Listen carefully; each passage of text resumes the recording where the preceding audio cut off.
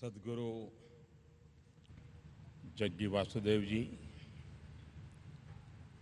eminent people from all walks of life,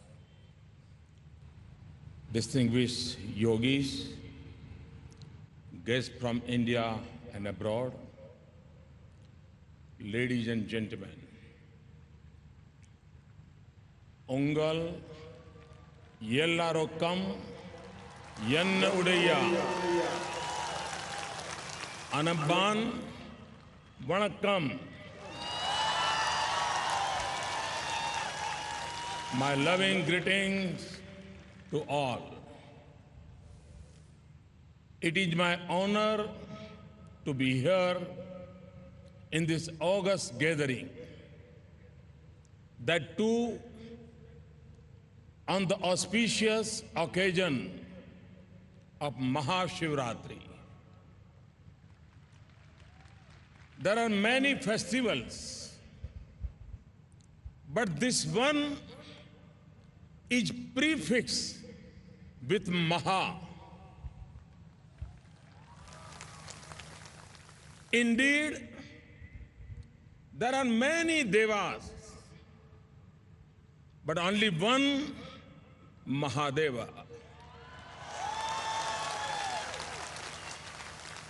There are many mantras, but the mantra which is identified with Lord Shiva is called Mahamrutyunjay mantra. Such is the glory of Lord Shiva.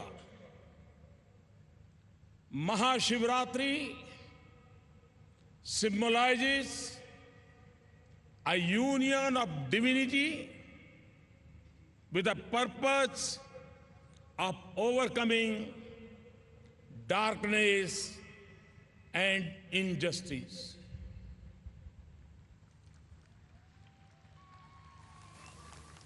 It inspires us to be courageous and fight for good. It marks the shifts of seasons from the cold to the lively spring and brightness. Mahashivratri celebrations go on for the entire night.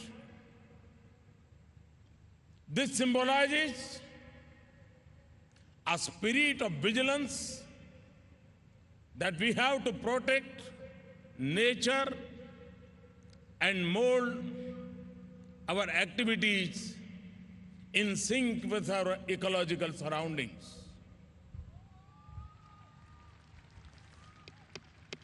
My home state, Gujarat, is the land of Somnath. The call of the people and the longing for service took me to Kashi, the land of Vishwanath. From Somnath to Vishwanath, from Kedarnath to Rameshwaram, and from Kashi to Coimbatore,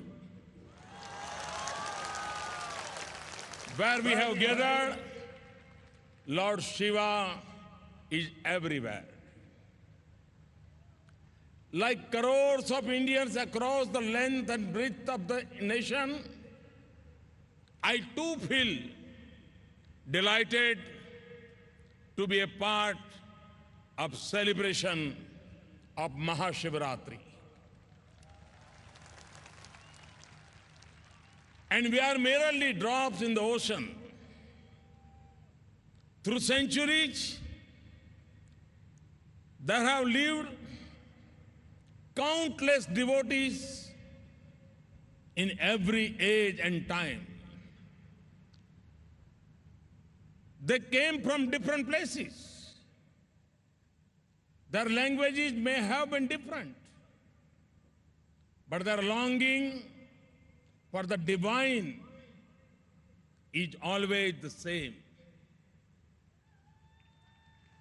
This longing throbs in the core of every human heart. Their poetry, their music, their love has shocked every earth.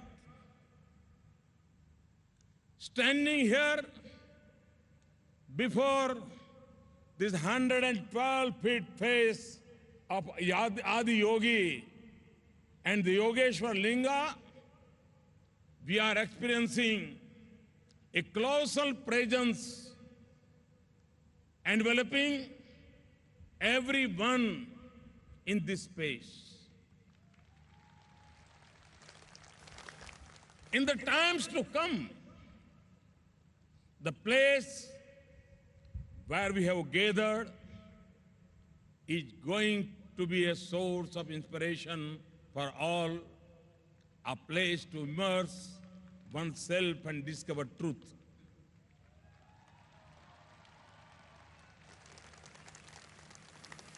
यह स्थान सबको शिवमय होने के लिए प्रेरित करता रहेगा. It will remind us of the inclusive spirit of Lord Shiva. Today, yoga has come a long way. There are various definitions, types, schools of yoga, and ways to practice yoga that have emerged. This is the beauty of yoga. It is ancient, yet modern. It is constant, yet evolving. The essence of yoga has not changed. And I say this because it is utmost importance to preserve this essence. Otherwise, we may just have to discover a new yoga to rediscover the soul and essence of the yoga. Yoga is the catalytic agent ushering the transformation from Jiva to Shiva. हमारे यहां कहा गया है यत्र जीव तत्र शिव. जीव से शिव की यात्रा यही तो योग है. By practicing yoga, a spirit of oneness is created. Oneness of the mind, body, and the intellect. Oneness with our families, with the society we live in, with fellow humans, with all the birds, animals, and the trees, with whom we share our beautiful planet. This is yoga.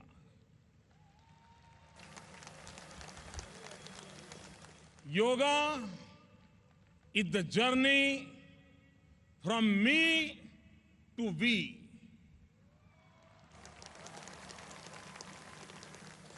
व्यक्ति से समष्टि तक ये यात्रा है. मैं से हम तक की यही अनुभूति, अहम से वयम तक का यह भाव विस्तार, यही तो योग है. India is a land of unparalleled diversity. India's diversity can be seen, heard, felt, touched, and tasted. The diversity has been India's greatest strength and has also brought India together. Think of Lord Shiva. And the picture that comes to mind is that of his majestic presence at Mount Kailas in the mighty Himalayas. Think of Goddess Parvati. And you remember the beautiful Kanyakumari, which is surrounded by the vast oceans. The union of Shiva and Parvati is a union of the Himalayas with the oceans. Shiva and Parvati, this is by itself a message of oneness. And look at how this message of oneness further manifests itself. Around the neck of Lord Shiva, there is a snake. The Vahan of Lord Ganesh is the mouse. We are well aware of the frosty relations between snake and a mouse. Yet, they live together. Similarly, the Vahan of Kartikeya is the peacock. Peacocks and snakes are supposed to harbor great enmity. Even then, they live together. The family of Lord Shiva is diverse, yet the spirit of harmony and unity is vibrant.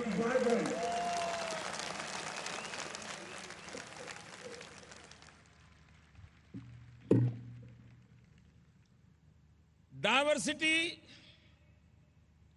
is not a cause of conflict for us. We accept it and embrace it wholeheartedly. It is a speciality of our culture that wherever there is God or goddesses, there is either an animal, a bird, or a tree that is associated with him or her. That animal, bird, or tree is also worshipped with the same spirit as the god or goddesses. There cannot be a better means to inculcate a spirit of reverence for nature. Nature equals to God. This has been firmly established by our ancestors, showing their foresight. Our scripture says, Ekam Sat Vipraha Baudha Vadanti. Truth is one. Sages call it by different names.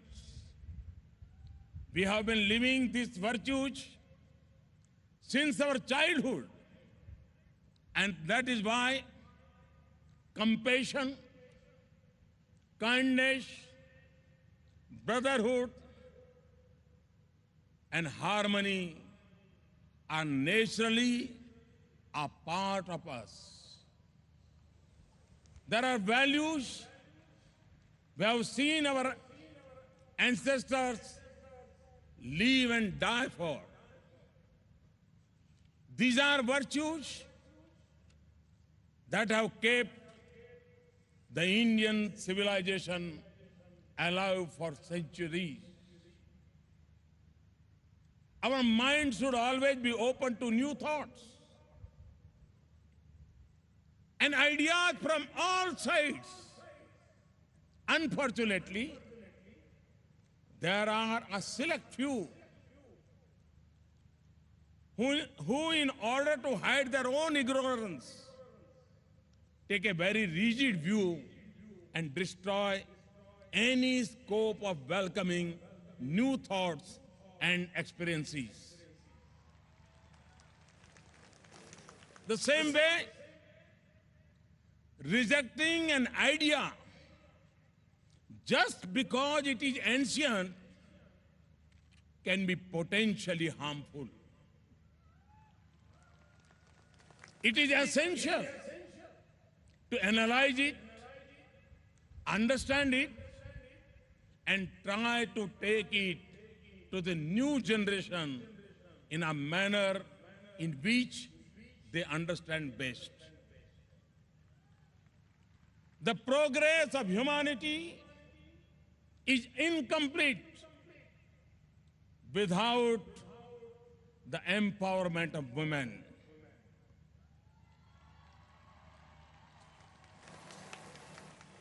The issue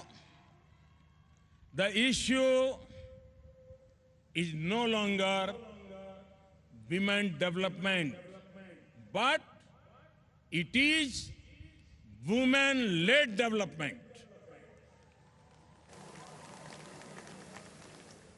I'm proud of the fact that in our culture, the role of women is central. Our culture has so many goddesses who are worshipped. India is home to many of women saints who led the movements for social reform, be it in the north, south, east, or west. They shattered stereotypes, broke barriers, and became trendsetters. You will be interested to know that in India, we say, Nari tu Narayani. Nari tu Narayani. Women is a manifestation of the divine. लेकिन पुरुष के लिए क्या कहते हैं?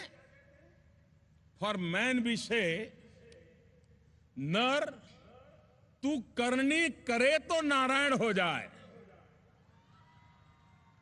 If a man does good deeds, he will attain divinity. Do you see the difference? The divine status of the woman is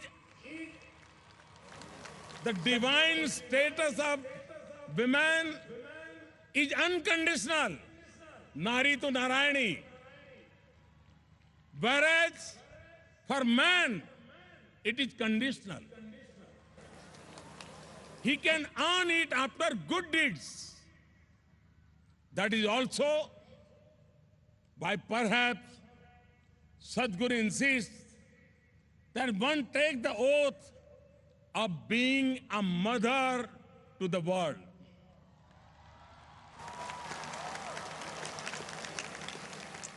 A mother is someone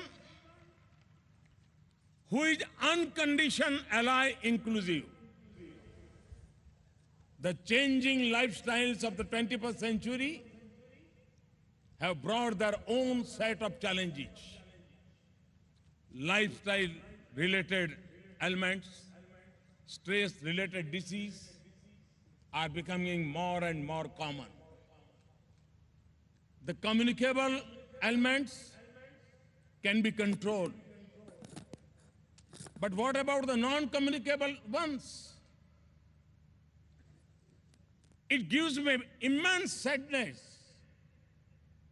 one that I cannot describe in words when I read about people taking to substance abuse and alcohol because they are not at peace with themselves.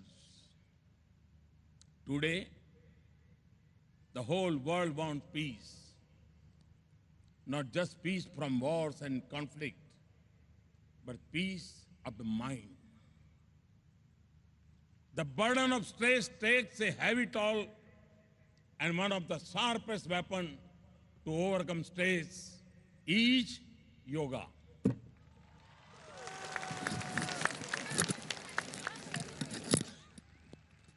There is ample evidence that practicing yoga helps combat stress, chronic conditions. If the body is a temple of the mind, yoga creates a beautiful temple. That is why I call yoga a passport. Yoga, a passport to health assurance. I'm not talking about insurance. More than being a cure ailments, it is a means to wellness. Yoga is about Rog Mukti, freedom from disease, as well as Bhog Mukti, desisting from worldly greed. Yoga makes the individual a better person in thought, action, knowledge, and devotion. It would be very unfair to see yoga only a set of exercises that keeps the body fit. You may see people can twist and turn their bodies in all sorts of fashion, but they are not all yogis. Yoga is far beyond physical exercise.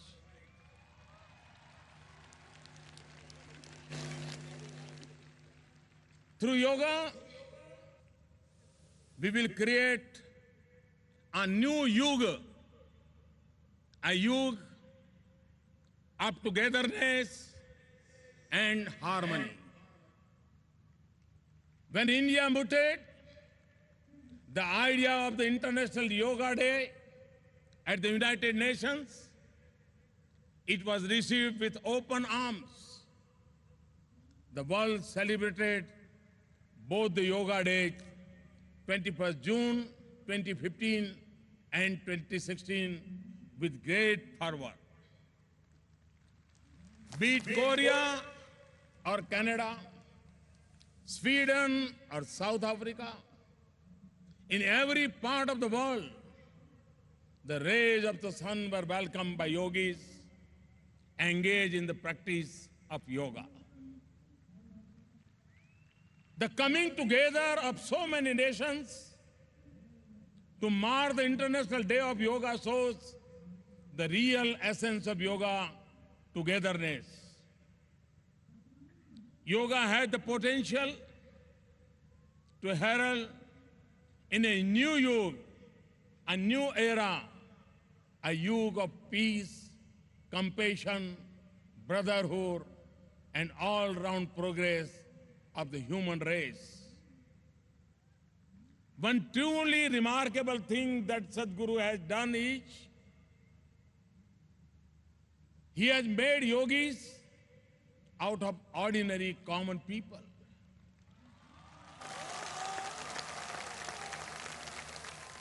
People who stay with their families and work in the world, but who are living at the peaks within themselves, undergoing intense and wonderful experiences on a daily basis. Wherever one is, in whatever situation one is placed, one can be yogi. I see so many radiant and joyous faces here. I see people working with utmost love and care paying attention to the smallest of details. I see people full of energy and enthusiasm to offer themselves to a greater cause. Adi Yogi will inspire many generations to take up yoga. My gratitude to Sadhguru for bringing this to us. Thank you. Thank you very much. Pranam. Vanakkam.